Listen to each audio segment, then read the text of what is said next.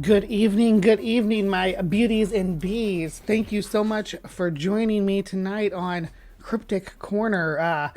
We are going to go down a different path tonight. Yeah, we're going to be looking at psychic powers. Now, I haven't covered this too much on this channel because it gets kind of boring. Once you realize what cold reading is, it's like meh. You can really point it out. It's not that far fetched, right? So far be it from me to avoid the topic completely, though. But I thought I'd make it a little fun because there is a profession that's been around since, I don't know, the late '90s, maybe. Animal whispering. Okay, animal whispering are people who claim to have a spiritual or psychic connection with animals. The big one that was back when the first started and launched the whole thing was the horse whisperer, but there's the dog psychics and everything. But there's actually people that make a career out of this. They call themselves the animal communicators, and we're going to look at a couple of videos about animal communicators and see if there's some cold reading going on there. So, yeah, this will be a new venture for us here in good old Cryptic Corner. I sure hope you guys are here for it because this is going to be kind of new territory for me, and I don't know how I feel about the whole prospect, to be frank. I'm gonna make this bigger though. Last time I was in here, I had that guy with the black goo, and he sets himself up like in a hoven position. So we're gonna do it like this. There we go. All right. So we are looking at Amy Breitenbach, the animal communicator. Let me know if you can hear her all right and everything. Okay.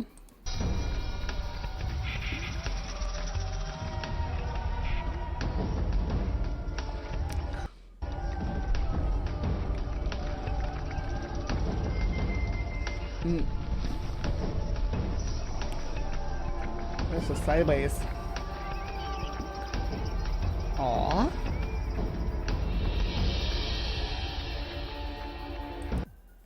Aside from it being all wonky and stuff, that intro wasn't too bad. I liked the variety of species that it shows. Yeah, Jesus is not talking to the televangelist. Sorry. My brother actually dated for a minute. He dated a cold reader psychic lady.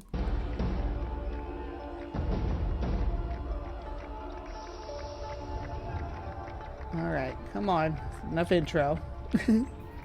says the girl with like 10-minute intro before my show starts. Just getting everybody comfy in their seat. This is my home at the southern tip of Africa. This place is special to me because it's the origin of our species, where we first lived in harmony with animals. Well, close, yeah. It wasn't the southern tip of Africa, but yeah, the southern portion of Africa, sub-Sahara Africa, if you will. Actually, I believe eastern sub-Sahara Africa it would be more than in the tip, closer than the tip, accurate, but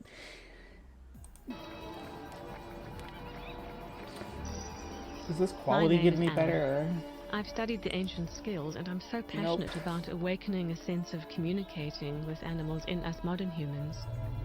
I'm dedicating my life to this because I believe that humanity is suffering from a great separation sickness, a real disconnect from nature. My sense is that by understanding animals more deeply, we can begin to heal ourselves. This is now my life. I talk with animals, and they talk back to me. Press X to doubt, right? X to doubt. That's how I'm feeling. I don't think you actually talk to animals. I mean, if you're being fast and loose with the term talk, I think that maybe you've learned to pick up on body language, things like that. Maybe.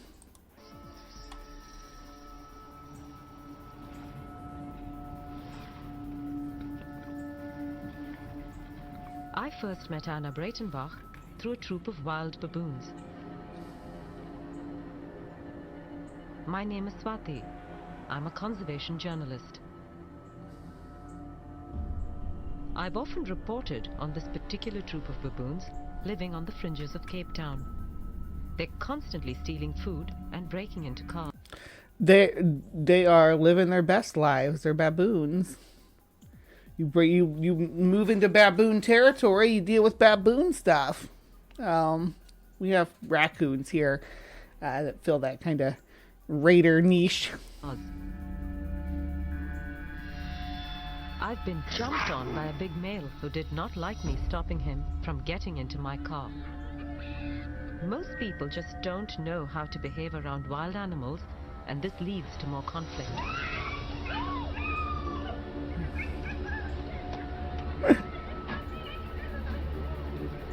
What do you steal?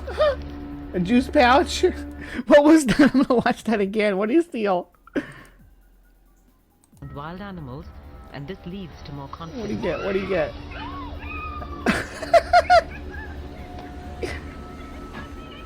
And the dude gets out and it's like, nope, this is mine. I got it fair and square. It looks like a giant Capri Sun, didn't it? Like a Capri Sun pouch, but it could have been something. Could have been food wrapped in a foil package too, with it just rolled up.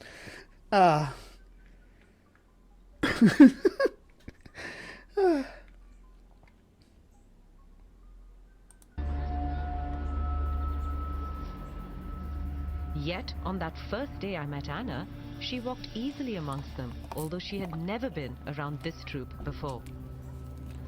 This particular group of baboons is quite aggressive because of all the human interference in their lives.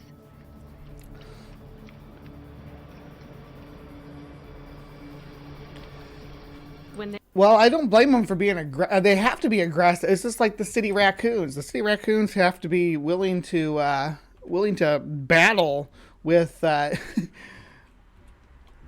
with the other creatures living that come along with that. Dogs, cats,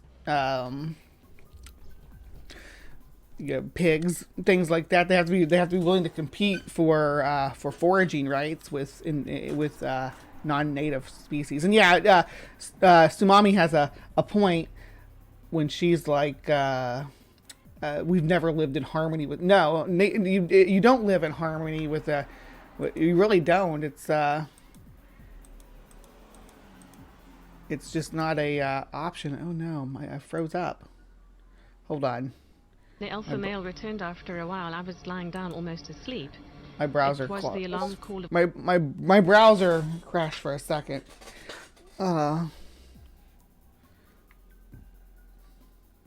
one of the females next to me that alerted me to his presence.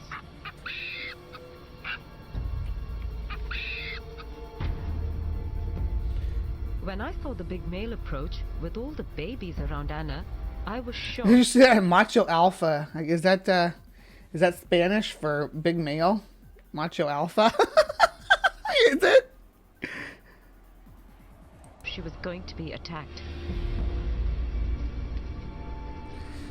I have seen. Well, she's laying down quite passively. This is how, like, if you watch nature photographers who go out and film wild animals, even very dangerous ones, one of the things that they will do, that you'll see when you look at pictures of them, is they're laying down. You know, they have to generally have their camera out in front of them, being very passive, not moving a lot, just sitting very still. That's how you do it. This is just, yeah, he is a big boy, isn't he? Seen this big male attack people he thinks are a threat to the young baboons. But that's not what happened. He stood cross-legged in front of me, looking down at me with a very inquiring look of evaluation. And I had the question fall into my mind as his question, which was, "Who are you?" with a slight air of suspicion. I simply projected to him that I was there peacefully, just in a state of being, and right away he accepted me.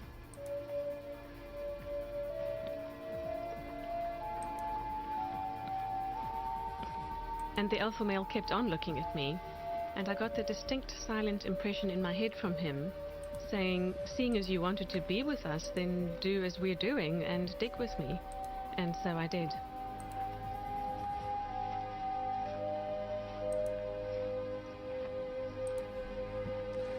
Yeah, so again, just being very passive.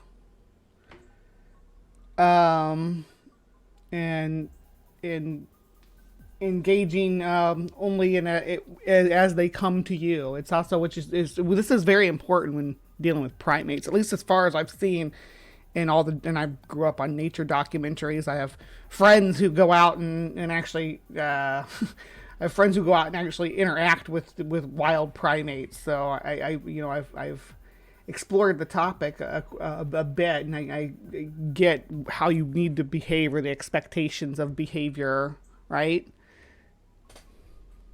Yeah, but the Timothy Treadwell treatment would be rough. Why is my browser acting like this? I'm having browser trouble too while I'm dealing with this, so.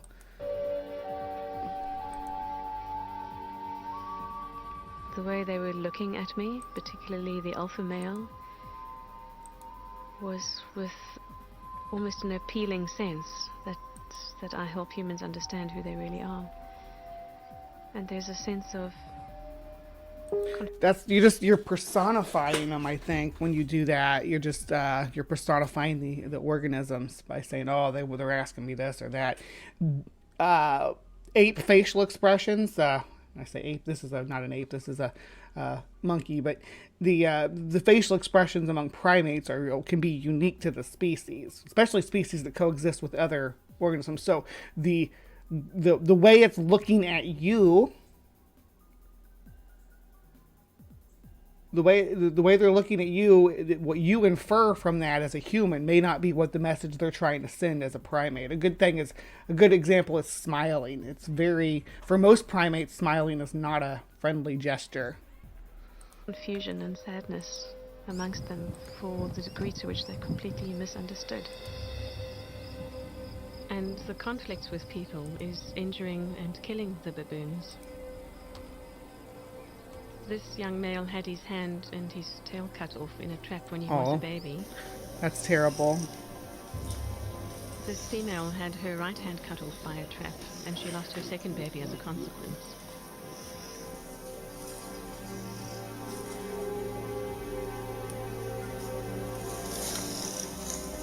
This female was shot on a ledge and she fell, losing her left hind leg.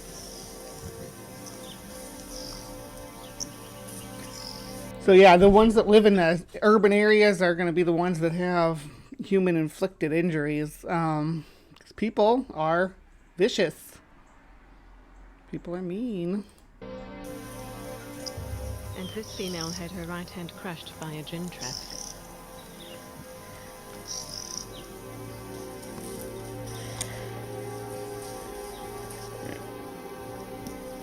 And the big male who used to raid cars has since been shot for being considered too aggressive. And this is the pain of just one troop. Sometimes they're a troop that lives within within the vicinity of humans. It sucks. Yeah, we're awful to animals. It's what it is. I appreciate your activism, but I still don't think you have psychic connections with these animals. I'm sorry. Being a human bridge between non-human animals and my kind is difficult. I see both sides of that bridge. And the two pictures don't match up with each other. Many of the trapped and injured baboons are taken to this rehabilitation center where they get lifetime care, and sometimes even regrouped into new family troops. Anna's work has been critical to this process of regrouping. When baboons are brought here, they are often housed in small groups at the main enclosures. Paul was one of these baboons. He'd been with two females for a few years. All right, I think I fixed it. I think I fixed my browser issue. I'm gonna have to tap my porpoise friend out here in the side chat to help me out for a second there. I was like, did I screw up the coding or something? But I just had to reboot it. Yeah.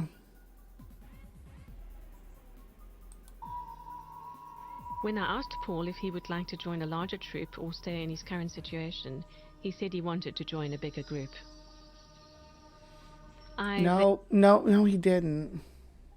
He doesn't want to live in a cage by himself. I mean, I get that. He's a baboon. They live in giant troops.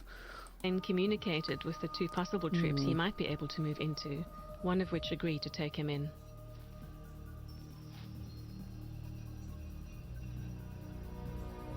I love their little hands, though.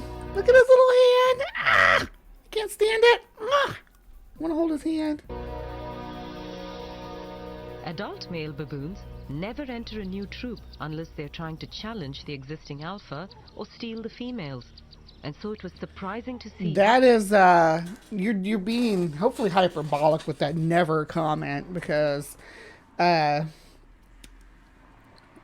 it comes to organized social species, all sorts of arrangements can be had between individuals and groups, and individuals moving from one group to the other and things like that. There's generally a idea that there's one, and it's the same with lions, that there's one alpha for every troop, but really there can be a lot of overlap between those dynamics, especially between like brothers and things like that grew up together. And ruling their troops like tyrants is harder to maintain when your subjects are monkeys, because monkeys tend to do monkey stuff, and keeping that under control and under wraps is not as easy as it is with humans, and ruling your human society, because we have logic and reason. We can be reasoned with. All the monkeys know is, if I don't listen to this guy, I'm going to get in trouble and get hurt, maybe. Quickly, Paul was welcomed instead of being attacked or killed.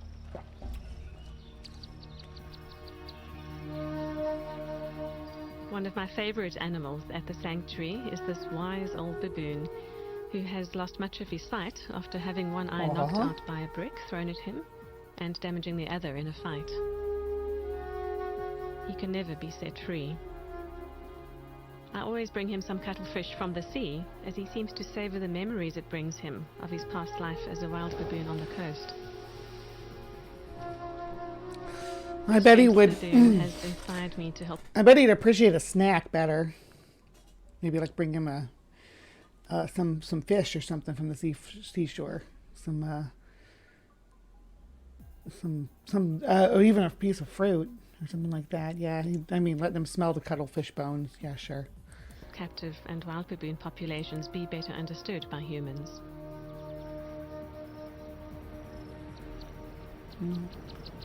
I wondered if there were any scientists studying the idea of animal communication.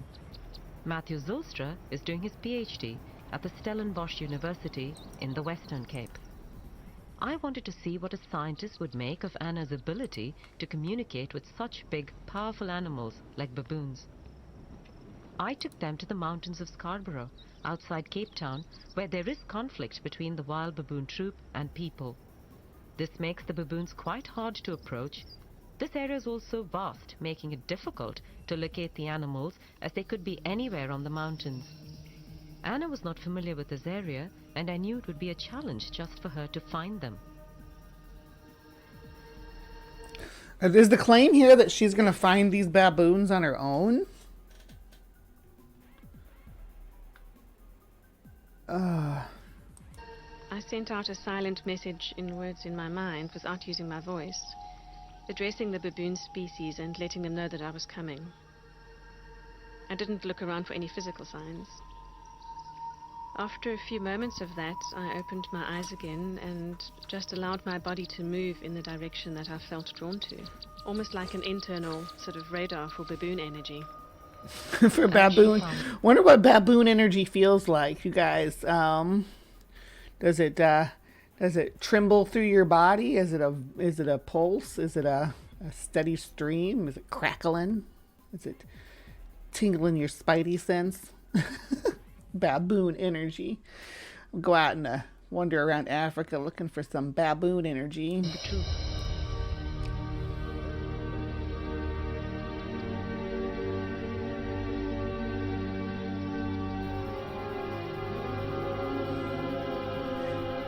Yeah, I mean, I'm sure if I had if I asked Erica about this or whatever, the behaviors this woman's doing when she's interacting with these baboons, it's just the stuff that they tell you to do when you're interacting with baboons.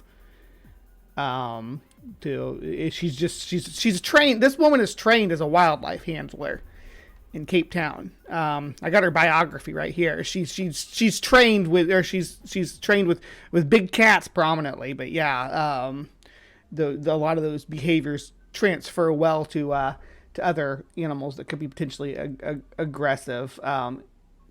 Keeping your head down, staying calm, not raising your arms is an important thing. When you sit with your head down like this, and kind of like don't make direct eye contact, just kind of observe around you. The laying down, what she was doing with the ones on the coast, that's common too, especially like I mentioned with wildlife photographers and things like that. So yeah.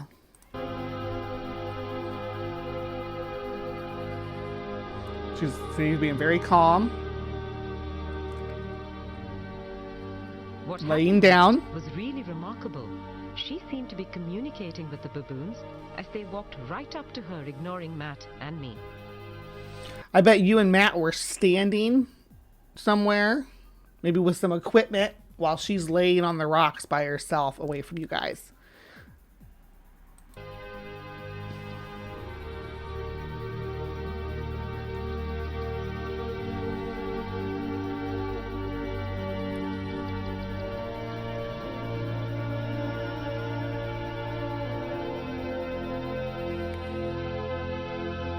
Being very passive, letting them do what they want, letting them touch her where they want to touch her, and smell her, and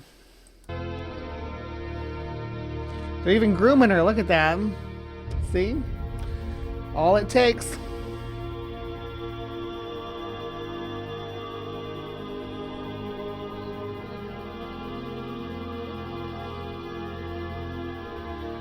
Yeah, sorry it says Spanish subtitles all over it.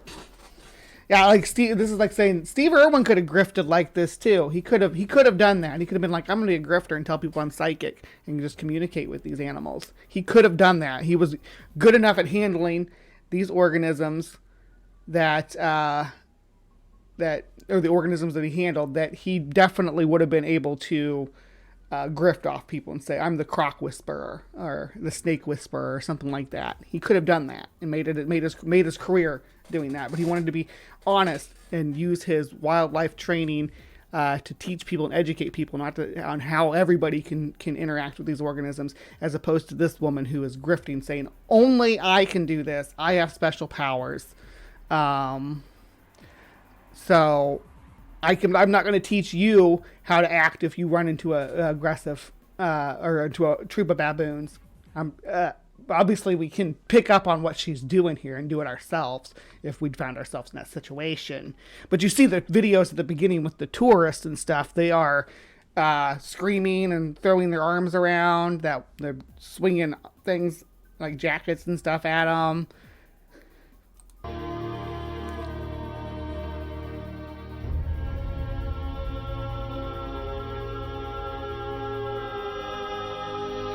And that's how you get hepatitis, though. Don't let wild animals stick their hands in your mouth. Probably not a good idea, because we have a lot of communal diseases that we share with other primates. I wonder if she has hepatitis. I would not be surprised if she didn't get hepatitis from these baboons. Can baboons carry hepatitis? Let's find out.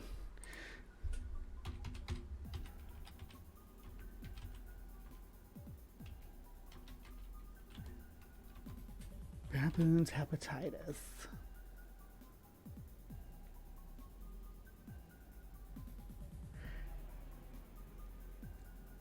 The presence of HBV DNA is relatively low levels in the absence of serologic markers in baboons. So they can be a carrier, but they don't exhibit symptoms. A pink eye. When you ask me how does science explain this, I also think of of how it must have been for people back in the 17th and 18th century, and they used to see lightning. But if you ask them, do you believe in electricity? They would have said, no, not at all. I mean, they would have laughed at you. And maybe what we're seeing now with Anna is... Well, wait a second. So in the 17th and 18th century, I think they've known that lightning was electric since, or that there was electricity and lightning since the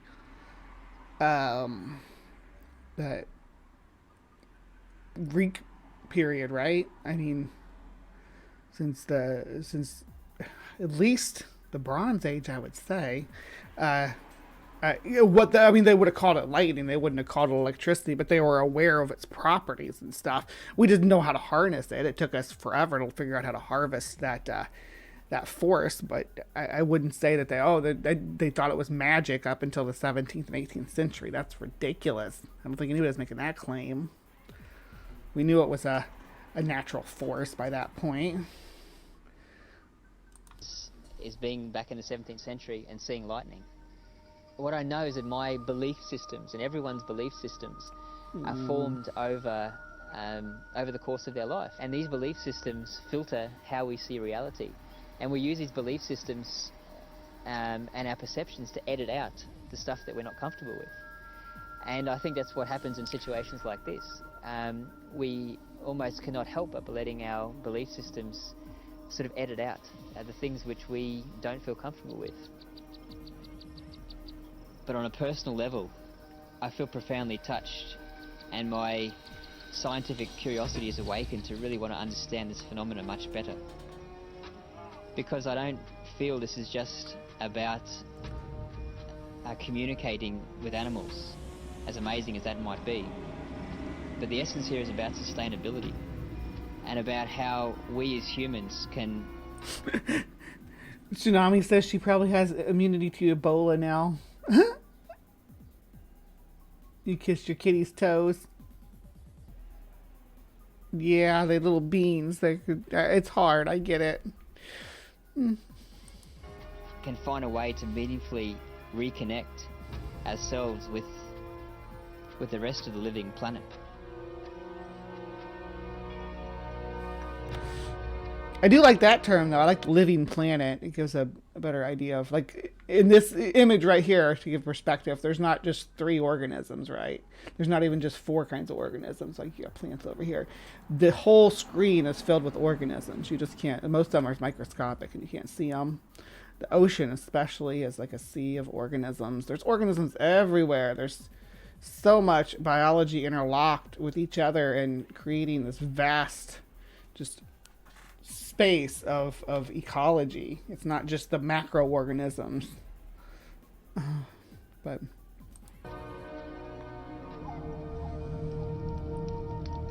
the extreme disconnection of humans is something that we see in the destruction of nature at the hands of mankind. We see devastating fires.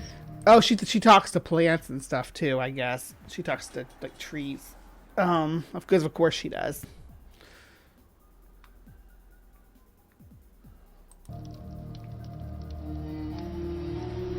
We see urban areas encroaching into wild lands.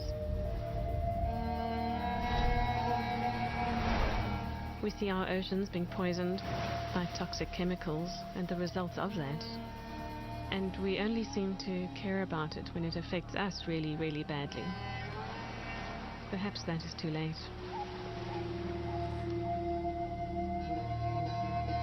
Most of us have had a relationship with a domestic pet at some point in our lives. Exactly. That's why I don't know how you can claim that you're really it's so shocking that people believe that you're communicating with these wild animals when we know that human communication through posture and expression and stuff can be communicated between one species and another, right? We know, like for domestic dogs, like what we're looking at here, that we can communicate back and forth with our canines without speaking a word, right? I mean, they understand our language. Dogs can understand it. I want to say it was like 180 words on average, but I don't know for sure. The cats can understand a lot of words too. They just don't care. But we understand some of our dog noises too. We understand the whimper, the bark, the playful sounds.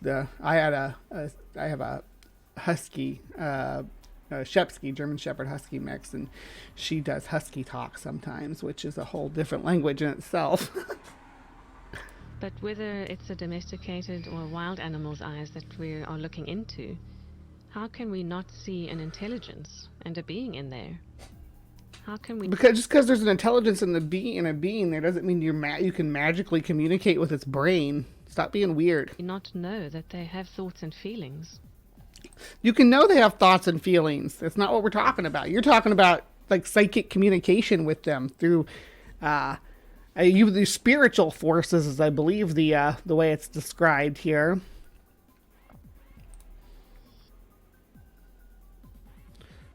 Well, we're not done with this lady though, because she's going to tell us about communicating with great white sharks. Do you think she's going to go out and lay in the water with the great white sharks?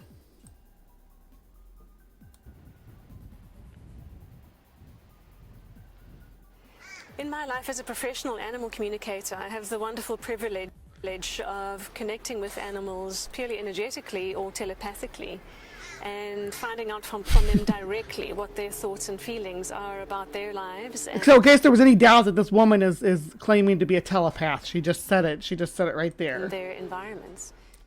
Because of the number of incidents of sharks approaching people in the water, there's been a lot of fear and a lot of reaction, and all sorts of measures are being considered, of course, to try and keep the sharks at bay, or even worse. There's been votes in some parts of the world for culling them. There's talks of various repellent methods. So I was asked to check in with the great white shark species in that area in particular. Asked by who? Is this a publicity stunt? Yeah, her website is animalspirit.org, and we're going to look at that in just a minute. I did have 3 videos up. I wasn't sure which ones I was going to look at, but I was not going to pass up looking at the shark video. To hear what their view of humans is, particularly humans in the water, and what's really happening in that dynamic. What's going on when there's a so-called attack? And I do say so-called attack because I can guarantee you the shark's motivation is not attack, is not harm, and is certainly not to make us... Yeah, I agree with that. Sharks are not always trying to eat us when they attack a human. When there's some sharks are bull sharks will eat anything, but like a great white, generally what they're doing is what's called a test bite. They're which would be like us touching something, because they don't have hands. They explore the world with their mouths. So the test bite is what they're doing there, and it's so devastating to our pathetic little ape skin, which I talked about a couple of weeks ago, in the T-Rex versus Gigantopithecus videos, that our skin is terrible at handling lacerations because of the way we bleed. Their food.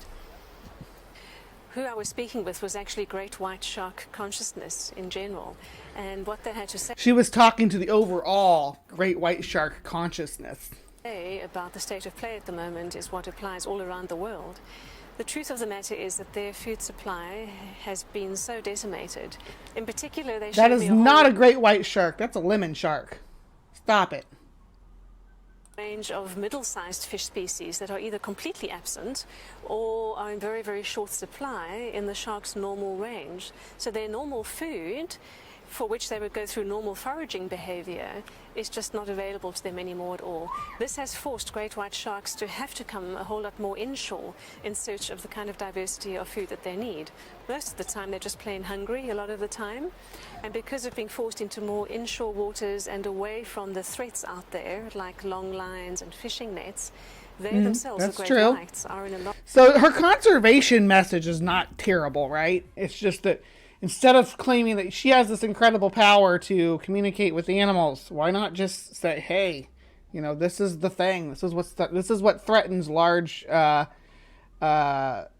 sharks, large sea life in general, macro sea life, whales, dolphins, sharks, manta rays. They all are threatened by nets and long lines and stuff. Not in a lot greater density. They're more tightly packed together as they're cruising our shorelines. The energy between these sharks is therefore competitive. There's a very limited natural food supply. They're all jostling for space and jostling against each other. And dunk her head in your pond and see, captive desk. Plop her head down in there and say, hey, can you talk to my goldfish and make sure they're cool with these frogs that keep coming around? this creates a whole field of competitiveness between them. Not great white. Let's jump Those were for a black minute tips, and right? Look at and jostling against each other. Got some black this tips creates here. a whole field of competitiveness between them. Let's jump track for a minute and look at how humans are being... Reef black tips, by the way, not oceanic black tips, because oceanic black tips are big and fast and live in schools, and they are the ones that attack shipwrecks or plane wreck crashes in the ocean.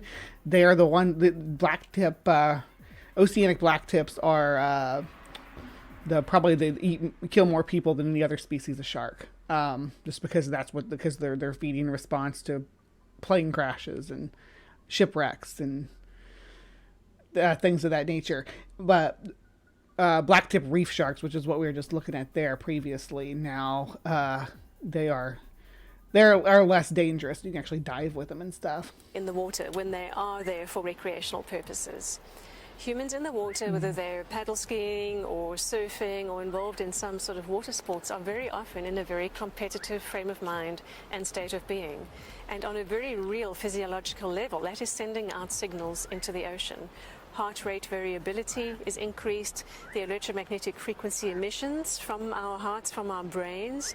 So she's claiming that because when we're in the water, we're like all tense and stuff. I don't know. I can't speak for everybody. When I get into the water, though, my body chillaxes. My breathing slows down. I feel lighter. It really, for me, it helps with my anxiety to float in the water. I could float for hours, all chill and stuff. Mm-hmm. Giving the signals into the environment of competitiveness and also hunting. For the surfers trying to catch the perfect wave, even in the language of it, there's a clue. Catching a wave has got a feeling of a hunter and a predator. So enter from stage left the other predators, the beautiful apex predators in the ocean, who are themselves feeling competitive between each other. So she's claiming that great white sharks sense that surfers are being competitive. Oh my goodness. They have a high sensitivity for and a radar that's almost always on for sensing any other competitive or predatory signals in an environment. And when they sense that, they will go and check it out because it might be competition for their own hunting when they are hunting for their real food. When a shark gets closer to a human to come and suss out what is this energy ball that I'm sensing, this feeling of contracted energy. Well, I mean, with fast heart rates and stuff, sure, I guess. Sharks probably pick up on that when someone's getting energized to catch a wave. I don't say that that's necessarily wrong, but they also pick up on it's because sharks are very sensitive to it's not psychic powers that shark has. It's electro sensory perception that it's picking up in the water. And they're hunting something. When they come closer, most of the time they just turn away, realizing that we're not real competition for them at all. They turn away, and the surfer or the paddle skier never knows anything about the shark having been there. However, if the shark decides to take a closer kind of inspection, the way that sharks test things is using their mouths. They mouth things to test us out. That's true. Mm-hmm. Of course, if that happens, the poor surfer in the water immediately knows the shark is there, and what usually follows is absolute panic. Understandable fear, understandable survival instinct kicks in, which unfortunately amplifies the hectic electromagnetic output and brainwave output from the human in the water. Essentially, what the human is doing in that moment is behaving very much like prey. Splashing around, being panicked, that's very much... They are prey at that point. Even though the shark's not behaving in a predatory manner, maybe it's just an exploratory manner, the humans still prey. They're still getting... I mean, unless you're saying that the only way you can prey on someone is if they intend to eat them, which I don't know if I agree with that. You prey on someone, you kill them. But regardless, yeah, they are acting very much like you would when you get bit by a shark. So, prey response. No. So at worst, a shark may actually take a test bite. The moment they do, they realize we're not their natural food. We just taste really, really bad to them. It was interesting experiencing from the shark's perspective the taste of human flesh and their distaste. So she's tasted human flesh from the shark's experience, apparently. This woman has she tasted human flesh from any other animal's experience? Good grief. What are we walking into here? For it. So this I actually tasted that. Quite frankly, sharks view us as a bit too salty and just want to spit us out. And they have no reason to know that a little nibble on a human is going to end up potentially being fatal for us because we're likely to bleed out from some artery that they've severed. That's really not their problem and not their intention. If they want to attack It may not be their intention. It really is their problem, though, because it causes people to panic. And once you kill a human, we're social species, so we're coming after you. You know, like they did in Jaws with all the people in the boats going out hunting the shark. With that really happened to the Jersey Shore shark attacks, which was I covered a couple weeks back. So yeah, people do react that way. So it's in the shark's best interest to not do a test bite on a human, but because we're not actually psychically connected, they have no way of knowing that and just do it anyway. And finish us off. They would do that. They would come back again and again, and they would actually eat or ingest us. Fear is the greatest obstacle, and we are often fearful before we even... So you see, love, the fun thing about that taste claim, that we taste awful, that we taste like too salty and stuff, is it's unfalsifiable. How are you going to falsify what a human tastes like to a shark as explained by a shark to a human? You just couldn't. Step into the water. And the very thing we fear is what we're going to be putting energy into and inviting in. We literally are having the mental images or the quantum holographs of what it is. Well, so let me clarify. With great white sharks, their tactic when they attack a prey item in the ocean is to hit it and then let it bleed out. They don't hit it again generally. They can, but they generally they hit it, let it bleed out, and then come eat it once it stopped thrashing. You know. Is we want to avoid, and that is sending those holographs out into the surroundings as suggestions, as energetic suggestions. So whether or not we are actually in the presence of a shark, fear is a very, very bad idea. And fear is not something that we can try to suppress with force. Far better when we're entering the water would be to adjust our mental state and our state of being and our state of calmness, and to actually come up with some silent messages we'd like to send to the unseen sharks out there or any other species out there that we don't wish to see.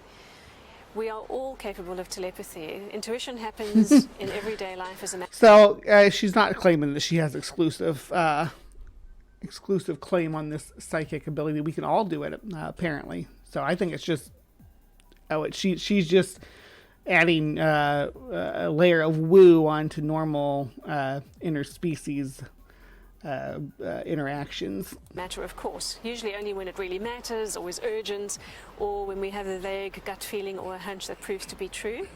But we can all choose to have a telepathic thought and just send it out by simply intending to send it out to our target audience, in this case sharks. We know that it lands there because it is being broadcast from our being, whether we like it or not. Everything that we are thinking and feeling is being broadcast. Therefore, we may as well broadcast the good stuff or the helpful stuff. And so my advice for people who are going to be getting into the water, that is sharks' home and their rightful place to be, when we want to go and have some fun there for recreation purposes, I suggest we start from onshore, standing there on the beach with our kayak or with our surfboard in hand, or just sitting quietly and taking no more than a few minutes to simply address the sharks. You send out your psychic message to the sharks before you get into the water. Address them silently. Even better to send a nice greeting, to send a greeting. Doesn't matter what language you're thinking in, they will get it on the quantum level. This is how telepathy works. Send a greeting, and you have to be genuinely, of course, honoring and respecting their right to be there. I never did pick my psychic pose when I was doing the telekinesis guru. What do you guys think? I'm thinking maybe this. I look intense, right? Palm out. Other hand on the temples. Shark! Good shark. Be nice to me. I'm gonna go swimming. I'm gonna do that.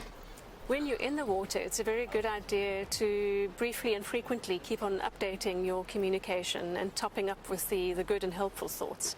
A very good visualization to hold is that you have a bubble around you, not from a defensive and protected place where you're feeling very vulnerable and weak and just trying to be all fierce as a response, because that wouldn't work at all. That would just attract. So if organisms had the ability to send out psychic messages to say "Don't attack me" to their predators, how would predators even survive such an ability? I'm not a yacht, so the orcas don't come get you. Attention. I'm talking about putting a bubble around yourself as an imagined thing. You imagine this to be a radius around your whole body and below, and even above for that matter, of just peaceful energy and an absence of anything that could harm you. Imagining this constant buffer between yourself and any sharks in the area, so that even if one does see you, and even if the small percentage of the time that happens you see the shark in turn as well, you just keep this visual barrier. You imagine a few meters out from your body, and you know they will not come closer than that barrier. That works much. Can mailmen do this to dogs, like or the meter maids or whatever coming to check the gauge?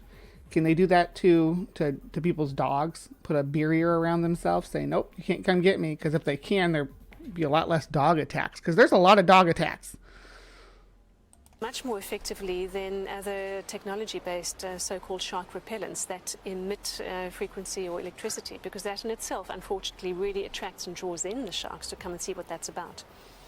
Much better to make it your own energy that you are adjusting. And when you are in a resonant state, with presumably the whole point of being in the ocean in the first place is to be enjoying nature, to be, without sounding weird or hippie about it, to be in the flow of the moment and of the sea.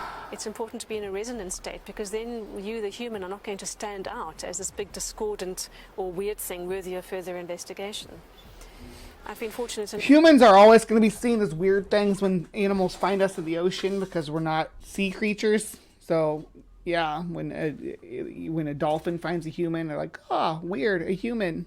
Enough to be swimming in the when a shark finds a human, like, "Wow, a human." Wild Indian Ocean with completely wild bottlenose dolphins, and in a few different of those occasions, I've had sharks approach, tiger sharks, blacktip sharks, and by simply maintaining my innocence towards them and simple appreciation of them, despite the fact that I personally really don't want to be up close to a shark underwater, that extending my appreciation, my greeting, and holding an idea of that buffer has made them swim around me without coming within that radius that I have selected and I have chosen.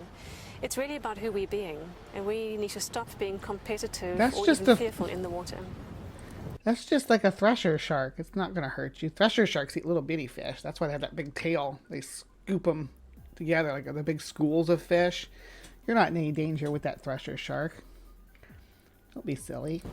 Sharks do not attack humans. If anything, if they're interested enough, they might come closer Those to are lemon investigate sharks. when they're picking up on certain kinds of energy, particularly the competitive kind. And the classic case was in the final heat of the surfing competition. You see, if sharks attack, they do what's called pulling a vertical from underneath. They start out from underneath you and very quickly zoom up and will just grab you from underneath. Depends on the species. That's not always true. A bull shark will come get you in ankle-deep water and drag you out like a crocodile. Hammerheads don't generally feed upwards. They feed downward. So if you people get, the only people who've been attacked by hammerheads are divers that were beneath the hammerhead. With with tiger sharks, they may not always be ambushing. Depending on the prey, they go after like a sea turtle or something. It's more of a battle where they circle them, and the turtle's very aware of their presence. When they're moving along, minding their own business, or coming to investigate, they come in clear view. Usually you can see their dorsal fin above the surface. And the dorsal fin of that shark that was approaching McFadden long before he saw it was very clear above the surface. The shark came close to do a bit of a swim by, and in so doing got caught in his leash. And then the panic that ensued, both the shark and human were obviously very anxious and in this kind of tumble to try to free themselves of each other. And even in that fright, the shark could so easily have done something to harm Mick, but he didn't. He just wanted to get away. He was tangled in the line and scared. The shark was probably scared it was going to die. Getting tangled in the line for a creature that needs to constantly keep moving is a death sentence.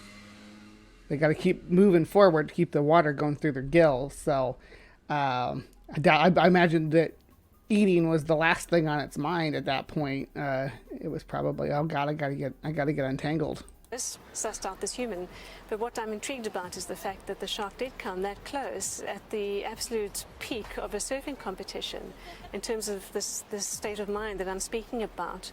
When humans are in a competitive state of mind, that certainly attracts the attention of other predators who, for various reasons of short supply of food and those things I've mentioned already, are by nature having to be competitive with each other. There are over 20 species of sharks in the world, and they're all at the point of near collapse, near extinction. That's true too. Sharks and most species of fish are in a massive decline. The oceans are not in good shape. They're acidifying. They're warming up. There's algae blooms. It's not good. They deserve to have what's left of their home be left alone and to be allowed to mind their own business. It's weird that she hasn't shown a single great white shark through this whole video with great white shark in the title. Communicates with great white shark. There's not a single. There's not been a single great white shark, lady. Who are considering shark deterrent or shark management techniques is to please consider the shark's right to be there. Many of the proposed solutions to keep humans safe from sharks actually involve huge damage to the sharks. There's all sorts of netting and culling and baiting being proposed. Even things that might seem more benign, like putting up various kinds of shark nets to cordon off certain areas, is fundamentally altering their behavior and not only their access to the inshore areas, but also other marine life as well. I'm not hydrating yet. I'm still drinking my coffee. I mean, my caffeine. I'll hydrate in a little bit, though. Closer to noon. There's another consideration too. If a hole is made in the population of any species that we humans have chosen to go and exterminate locally or try to reduce the numbers of, something called the species survival syndrome kicks in. That species knows about the sudden gap and the sudden hole in their population at that place, and the reproduction rate increases hugely for them to fill that gap and to fill that hole. So predator control by lethal means never, ever, ever works. Not on land. Predator control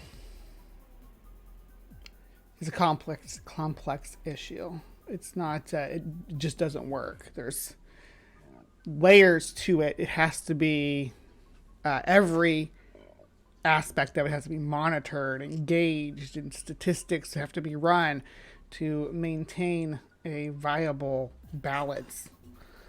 It's not just as complicated or as simple as just doesn't work. That's with any kind of culling system, whether it's predators or prey. And not at sea. In my work as an animal communicator, I'm again and again humbled by the fact that beautiful animals of all kinds who are being destroyed by humans because we don't want them around or we reckon there's not enough space for those animals anymore. I am again and again amazed how those animals haven't just actually risen up against. They just harvest their fins and throw them back in the water too. It's pretty cruel because that's the edible part of these sharks is the fins, It's very cruel. Us, because guess what? They know very well what humans are doing towards them. They could choose to attack us, choose to maim us, choose to trample us to death with their large elephants. And the care that they have not to attack us, not to just be reactive and aggressive like us humans are, the compassion that they have for us, just continuing to be themselves. Why has there still not been a single great white shark in this video with great white shark in the name? And just reflect to us who we're being and keep on taking it and keep on taking it is nothing short of amazing. I'm constantly humbled by that and sometimes quite embarrassed to be a member of the human species.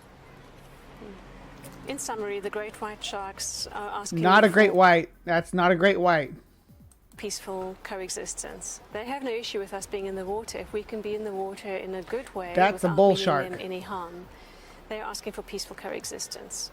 So in short, that's a bull shark. That was a bull shark, not a great white. So we've had a lemon shark, we've had some black tips, but not a great white. The best way to achieve that is to really enjoy the water, enjoy it for what it offers you, enjoy being there fully immersed in the moment, pardon the pun. Lemon shark. And I do mean in the moment. Be present to everything that's around you. Cool enjoy eyes, what's underneath you in the ocean. Remember to look. Everybody's always be kissing things. Don't touch wildlife with your mouth.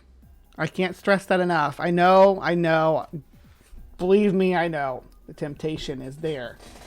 I'm going to pull it up to your face and scruffle it. I know. But you don't know what you could pass on to it or what it could pass on to you. Because much like I said about the baboons being potential disease vectors who don't actually suffer from the hepatitis but can spread it, humans can be carrying pathogens that don't affect us in any way but could affect other life as well. Just keep that in mind. Behind you from time to time, not out of fear, but because you want to appreciate where you are. And remember that the very reasons that draw us into water in the first place are supposed to be fun, not competitive, not having to jostle for the perfect wave. Let's try to keep ourselves safe and in a good state of being while we're in the water, and we will have the most magical encounters, both with the natural elements and with the other. Telling humans not to sport, though, is tall order.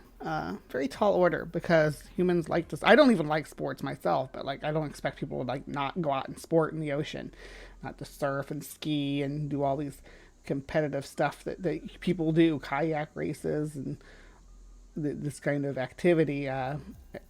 Humans are going to do it, and expecting them not to is unrealistic. Animals whose home it is.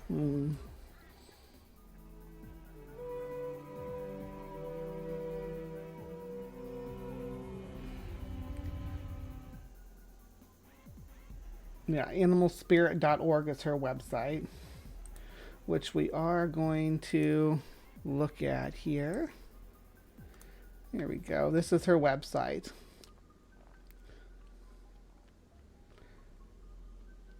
Anna is a professional animal communicator who has received advanced training through the Assisi International Animal Institute in California, USA, and has been practicing for 18 years in South Africa, Europe, the USA, with domestic and wild animals. Her conservation experience includes working with cheetahs, lions, wolves, baboons, elephants, and educational and rehabilitation programs. Anna's goal is to raise awareness and advance the relationships among humans and other species on both the personal and spiritual level. She's also the subject of a documentary, The Animal Communicator, released in 2013. In her communication and conservation work, Anna lives her personal mission of being the voice for animals in the wilderness. All right, and then she has services. What kind of services? Consultations. You can email her for information on having her come talk to your horse. Let's see. Consultations can be either general in nature or address specific topics such as health concerns, behavior issues, lifestyle changes, and emotional trauma, etc. Please note that Anna's works exclusively with wild species, both the situ and captive, rescue and rehabilitated. she no longer works with domestic animals instead. Yeah, so she's trying to avoid helping people with their pets, which probably a good idea because people know more about their pet. It's harder to grift about somebody that somebody knows. It's like going to a psychic to find out about what your kids are up to when you're at work, or what your spouse is up to when they go out at night. It'd be just as accurate. So is to tell people what their pets lived experience is like without without having to get busted for bullshit on multiple occasions like a regular cold reader does. Working exclusively with wild animals, she can make up whatever kind of backstory she wants for them and give them sort of a fleshed out character without having to worry about somebody saying, oh, that's not true. We don't, because they're wild animals. They came from the wild. How do you know what they experienced? She can just make it up. Just tell her story. She has seminars, advanced animal communication workshops, nature expeditions. Oh, goodness. She's got events on her calendar here coming in 2023. Oh, my gosh. If she comes someplace close to me, I'm going to go. I swear. Let's see. There's no dates on the calendar. It doesn't look like. Maybe she locked it down for this new wave of COVID. And FAQ.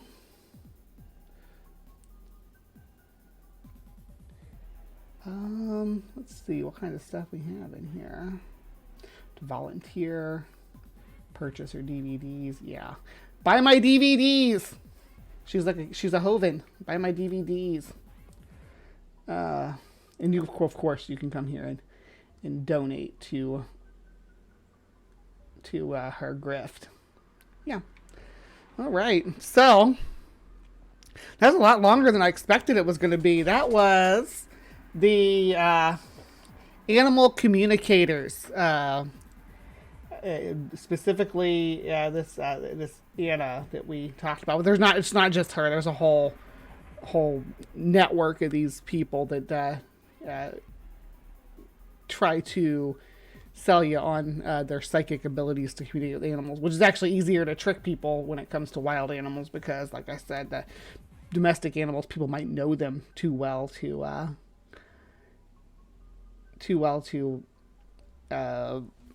be able to be grifted upon. Again, it's like trying to grift somebody. All right, so